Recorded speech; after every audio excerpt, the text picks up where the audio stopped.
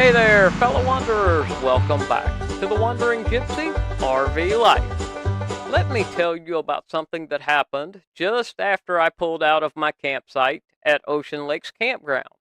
I parked Bertie Bea to hook up Rosie and get ready for the road to Florida.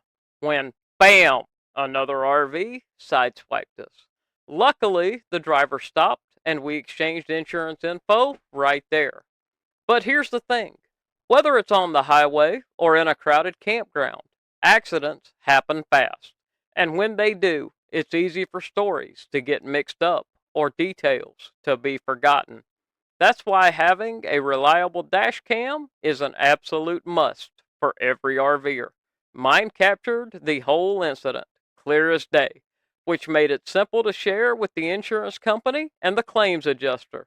No confusion, no hassle, just the facts.